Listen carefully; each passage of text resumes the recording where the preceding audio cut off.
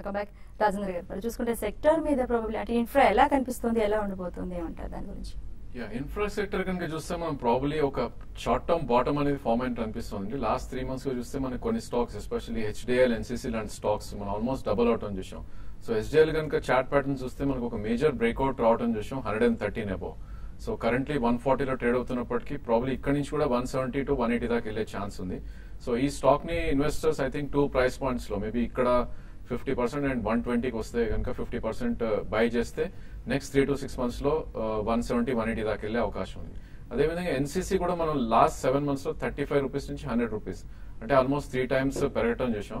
So ఇది 122 అనేది ఒక మేజర్ రెసిస్టెన్స్. సో ఇది బ్రీచ్ అయిందంటే ప్రాబ్లీ 140, 150 దాకా కూడా వెళ్లే అవకాశం ఉంది. అండ్ 96 లో చాలా స్ట్రాంగ్ సపోర్ట్ ఉంది ఎన్సీసీకి. సో ఇక్కడ 50% అండ్ అరౌండ్ 100 ఒక 50% బై చేస్తే కనుక ప్రాబ్లీ ఇక్కడ నుంచి కూడా 30 to 40% నెక్స్ట్ 6 months లో పెరిగే అవకాశం ఉంది. ఓకే, నీకు కాల్ చేద్దాం. కృష్ణ గారు చెప్పండి. జిఎంఆర్ 22లో కొనుక్కుంటాను సార్ మేడం. అది ఇప్పుడు కొంచెం రెగ్యులర్ అయింది కదా, ఇప్పుడు ఏమైనా వదిలి వచ్చా అది వెయిట్ చేసి పెట్టాలి. ఓకే ఓకే, ఎంతలో తీసుకున్నారా, ఇప్పుడు ఎలా తీసుకున్నారండి? 22 అండి. 24. ఓకే, జిఎంఆర్ విషయానికి వస్తే మనకి బడ్జెట్ రోజు చూసామని 2070 ఆ లెవెల్కి వెళ్ళి మళ్ళీ విత్ ఇన్ డేస్ లోనే మళ్ళీ స్టాక్ వీక్ కావడం చూసాము. ఈవెన్ 16 రూపీస్ కూడా బ్రేక్ అయింది కూడా.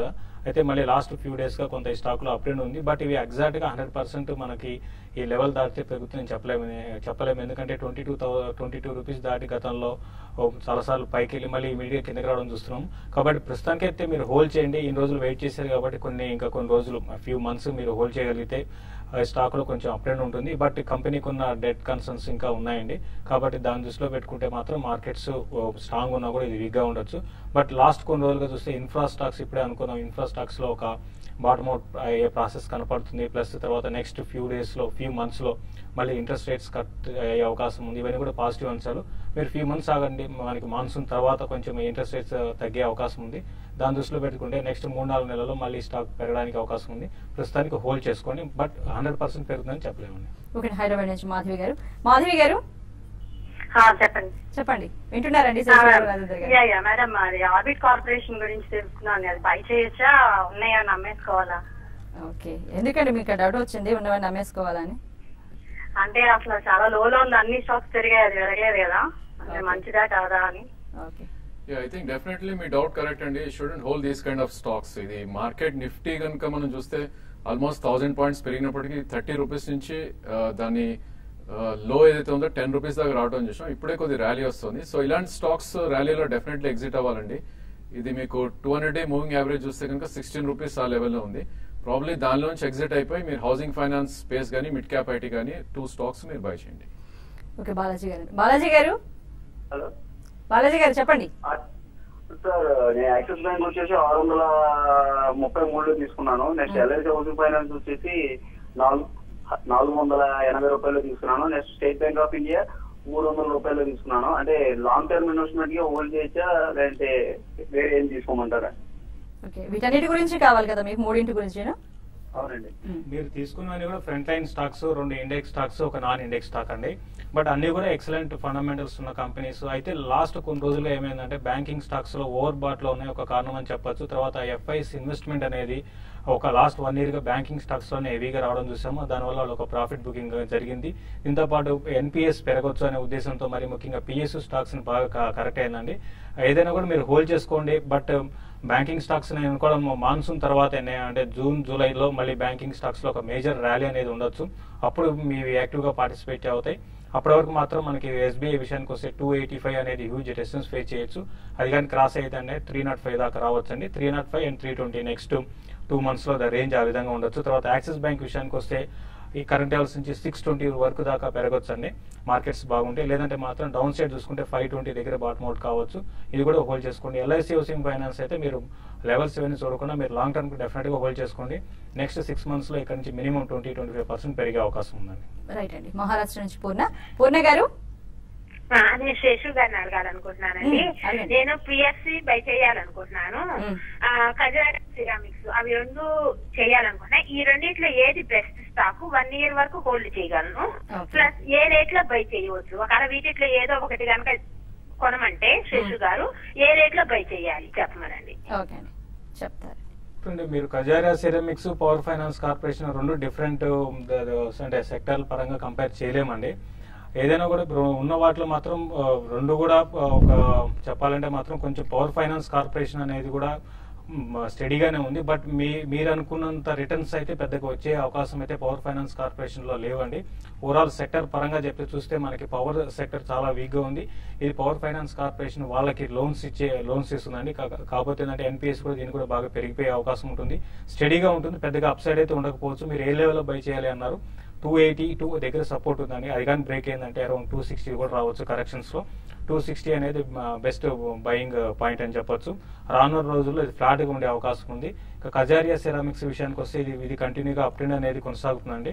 దీంట్లో కరెంట్ లెవెల్స్ నుంచి న్యూ ఐస్కి వెళ్ళే అవకాశాలు ఎక్కువ కనపడుతున్నాయి. బట్ ఇది కూడా ఏంటంటే ఓవర్ బాట్ లో ఉందండి. ఎందుకంటే 370 నుంచి నాన్ స్టాప్ గా పెరిగింది కాబట్టి రెండు కూడా కొంత రిస్కీ బెట్సే కనపడుతున్నాయి. వీటికన్నా వేరే స్టాక్స్ ని సెలెక్ట్ చేసుకుని చెప్తానండి. ఓకే, విజయనగరం నుంచి అండి లక్ష్మీప్రసాద్ గారు.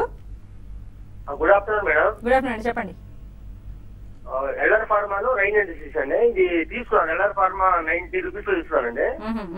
LR pharma rain and disease వల్ల 32 రూపీస్ లో తీసుకున్నాను. అది ఎక్కడ ఎగ్జిట్ అవ్వాలి చెప్పండి madam. I think elder pharma చూస్తే కనుక కార్పొరేట్ గవర్నెన్స్ ఉండటం వల్ల ఈ స్టాక్ మనకి 474 నుంచి ఆల్మోస్ట్ 79 దాకా పడి ఇప్పుడే కొద్దిగా రికవరీ స్టేజ్ లో చూస్తున్నాం మనం. సో మీ హోల్డింగ్స్ మటుకి ఇక్కడ హోల్డ్ చేయండి. Probably strictly around 102 stop loss పెట్టండి. కరెంట్లీ అబౌట్ 114 ఉంది. సో ఏమాత్రం ఇది 159, 160 ఏదైతే 200 డే మూవింగ్ యావరేజ్ వస్తుందో అక్కడ ఎగ్జిట్ అవుట్ ట్రై చేయండి. అదేవిధంగా రెయిన్ ఇండస్ట్రీస్ మనం చూస్తున్నాం 60 రూపీస్ నుంచి 28-30 దాకా వచ్చి ఇప్పుడే ఒక మైనర్ ర్యాలీ రావడం చూస్తున్నాం. మేబీ 42-44 మధ్యలో గట్టి రెసిస్టెన్స్ ఉంటుంది. సో అక్కడ వస్తే కనుక షార్ట్ టర్మ్ ప్రాఫిట్స్ ఉంటే కనుక మీరు అక్కడ బుక్ చేయండి. ఈ రెండు కూడా వీక్ స్టాక్స్. మేబీ వీటిలోంచి మీరు హౌసింగ్ ఫైనాన్స్ కానీ లేకపోతే మిడ్ క్యాప్ ఐటీలో కానీ ఎంటర్ అవడం బెటర్. ఓకే, గుంటూరు నుంచి అండి దుర్గాప్రసాద్ గారు. నమస్తే అండి. నమస్తే అండి, చెప్పండి. నమస్తే అండి. Reliance power, Reliance communication, Lanco గురించి ఇన్ఫర్మేషన్ కావాలండి. ఓకే, అంటే తీసుకుందాం అనుకుంటున్నారు. ఓకే, రిలయన్స్ కమ్యూనికేషన్ గురించి అడిగారంటే ఇన్ఫర్మేషన్ అంటే ఫండమెంటల్ గా అడుగుతున్నట్టు అనుకుంటారు. రిలయన్స్ కమ్యూనికేషన్ ఉన్న వాటిలో టెలికామ్ స్టాక్స్ లో చాలా వీక్ ఫండమెంటల్స్ ఉన్న కంపెనీ అండి. మనం చూస్తే క్వార్టర్కి దగ్గరగా 680 crores నుంచి 720 crores లాస్ అని ప్రకటిస్తున్న కంపెనీ. ఈ లాస్ నుంచి ఇది బయటపడాలంటే ఇప్పట్లో అయ్యే అవకాశం అయితే కనపట్లేదండి. కాబట్టి నాకు అంటే ఇప్పుడు టెక్నికల్ గా నేను లాస్ట్ ట్రేడింగ్ సెషన్ లో 11% పెరిగింది. అది వేరే రీజన్స్ ఉండొచ్చు.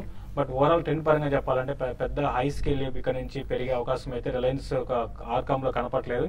అదేవిధంగా ఆర్ పవర్ కూడా అండి, ఇది కూడా చూస్తే మనకి చాలా వీక్ గా ఉన్న స్టాక్ అని చెప్పొచ్చు. ఈవెన్ సెక్టర్ పరంగా కూడా చాలా హ్యూజ్ ప్రాబ్లమ్స్ ఫేస్ చేస్తున్న రెగ్యులేటెడ్ సెక్టర్ అని చెప్పొచ్చు గవర్నమెంట్. కాబట్టి ఏంటంటే ఇది కూడా పెద్దగా పెరిగే అవకాశం లేదండి. రెండు కూడా మీరు అవాయిడ్ చేయండి. ఎందుకంటే మార్కెట్స్ ఈ విధంగా ఉన్నప్పుడు మనం చూస్తున్నాం ఈ మార్కెట్ లో కొన్ని సెలెక్టెడ్ స్టాక్స్ పెరుగుతున్నాయి. కాబట్టి అటువంటి వాటిలో ఇన్వెస్ట్ చేయండి. రెండు స్టాక్స్ కూడా ఇన్వెస్ట్మెంట్ కి అయితే కంప్లీట్ గా అవాయిడ్ చేయమని చెప్తానండి. ఓకే, వరంగల్ నుంచి రతన్ సింగ్. రతన్ సింగ్ గారు, చెప్పండి. చెప్పండి మేడం. ఈ హెచ్సిసిలో షేర్లు కేటాయిస్తామంటున్నారు కదా, ఏం చేయాలి? అట్లే ఐటీలో మిడ్ క్యాప్ షేర్లు ఏదన్నా సజెస్ట్ చేయగలుగుతారా?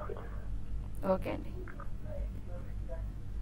హెచ్సిసి ఐ థింక్ హెచ్సిసి మీరు షేర్స్ అడిగినట్టున్నారు. ప్రాబ్లీ అది క్యూఐపీ అనుకుంటా.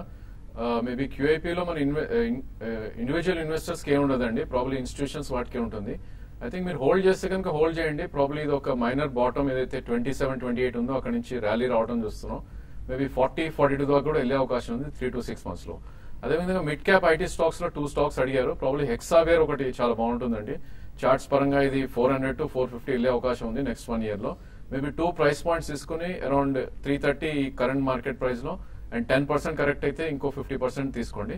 అదేవిధంగా జామెట్రిక్ కూడా మేబీ 220 దాటితే కనుక 270-280 వెళ్ళే అవకాశం ఉంది. 195 కరెంట్ మార్కెట్ ప్రైస్ ఉంది. 195 లో 50% అండ్ 175-180 మధ్యలో 50% బై చేయండి. అస్సాం నుంచి వెంకటరమణ గారు, మేడం చెప్పండి. మేడం బాలాజీ టెలిఫిల్మ్స్ ఎలా ఉంటుందని కనుక్కున్నాను. ఎలా ఉంటుందని తెలుసుకోవాలనుకుంటున్నారు. అంటే ఇప్పుడు యాక్చువల్ నా దగ్గర ఉన్నాయి కొన్ని, అది ఉంచాలా లేకపోతే ఉంచొచ్చా లాంగ్ టర్మ్ కోసం బై చేసేయాలి ఉంచాలని చెప్పి. రైట్ అండి. బాలాజీ టెలిఫిల్మ్స్ ఇది కొంచెం క్వార్టర్ ఫ్లక్చువేషన్స్ అనేది ఎక్కువ వస్తుంటాయండి మనకి. కాబట్టి స్టాక్ విషయానికి వస్తే రీసెంట్ గా చూస్తే బాగా లో నుంచి రికవర్ అయింది, ప్లస్ ఫండమెంటల్స్ కూడా బాగా ఇంప్రూవ్ అయ్యండి. రిజల్ట్ పరంగా చెప్పాలంటే కొంత ఇంప్రూవ్మెంట్ కనపడుతుంది. కాబట్టి మీరు విండోలో హోల్డ్ చేశారు కాబట్టి మీరు హోల్డ్ చేయండి. ఇమీడియట్ ట్రెండ్ అయితే మాత్రం ఫ్లాట్ గా కన్సాలేషన్ మోడ్ లో ఉంది కాబట్టి ఇది అరౌండ్ 78 ఆ లెవెల్ కానీ క్రాస్ అయిందంటే మేజర్ అప్ ట్రెండ్ వచ్చి అరౌండ్ న్యూ హైస్ రావచ్చు. ఈవెన్ 100 రూపీస్ కూడా టచ్ అయ్యే అవకాశం కనపడుతుంది. మీరు ప్రస్తుతానికి అయితే బాలాజీ టెలిఫిల్మ్స్ ని మీరు హోల్డ్ చేయమని చెప్తానండి. Okay right. మరి మనం చూసుకుంటే రేపు అంబేద్కర్ జయంతి సందర్భంగా మరి ఇంకా సెలవు కదా, తర్వాత అంటే ఏ రకంగా క్లోజ్ అవబోతున్నాయి, తర్వాత బుధవారం చూసుకుంటే ఏ రకంగా ఓపెన్ అవబోతున్నాయండి? I think last 3 days chart pattern చూస్తే కనుక మనకి మిడ్ సెషన్ లో ఒక బాటమ్ అనేది ఫామ్ అవుతుంది అండ్ క్లోజింగ్ లో కొద్దిగా స్ట్రాంగ్ గా క్లోజ్ అవుతుంది. సో ఈ రోజు కూడా ప్రాబ్లీ ఒక బాటమ్ ఫామ్ అయిందని అనుకోవచ్చు 8762 దగ్గర. సో ట్రేడర్స్ లాంగ్ పొజిషన్స్ ఉన్న వాళ్ళు మాత్రం 8762 స్టాప్ లాస్ పెట్టుకోండి ఫర్ ద నెక్స్ట్ 3 days. అదే ఫ్రెష్ ఇన్వెస్టర్స్ కనుక లాంగ్ పొజిషన్స్ తీసుకోవాలంటే మీకు 30-40 పాయింట్స్ కరెక్ట్ అవుతాయి కనుక అక్కడ లాంగ్ వెళ్ళొచ్చు. అండ్ ఇక్కడ మనం గమనించాల్సింది ఏంటంటే రిస్క్ టు రివార్డ్ బుల్స్ కి చాలా ఫేవరబుల్ గా అయితే లేదు ఈ స్టేజ్ లో. Probably another 70 to 100 points rally కోసం అయితే 8762 స్టాప్ లాస్ పెట్టుకుని బై చేయమని చెప్తాను. అయితే శేషుగా చూస్తే మన ప్రస్తుతం మార్కెట్లోని లాభాలు ఇంచుమించుగా ఉన్నాయి ఒక మనం ఆటో రంగ షేర్లు తప్పించి. అయితే బుధవారం ఎలాంటి పొజిషన్స్ తీసుకుంటే బాగుంటాయండి? అంటే ఆల్రెడీ లాంగ్ పొజిషన్స్ ఉన్న వాళ్ళని ట్రైలింగ్ స్టాప్ లాస్ పెట్టుకుని హోల్డ్ చేయమని చెప్తానండి. బుధవారం మార్కెట్ కూడా ఫ్లాట్ గానే ఉండే అవకాశం ఎక్కువ కనపడుతుంది. మరి ముఖ్యంగా ఏషియన్ మార్కెట్స్ బాగా స్ట్రాంగ్ ఉన్నాయండి. కాబట్టి ఇన్వెస్ట్మెంట్ అనేది ఒక కంట్రీ నుంచి ఒక కంట్రీకి మారుతుంది. మన హ్యాంగ్సెంగ్ అని చూస్తే గత 3-4 ట్రేడింగ్ సెషన్ లో కంటిన్యూగా రోజు 3%, 4% దాకా అప్ అండ్ ఉంది.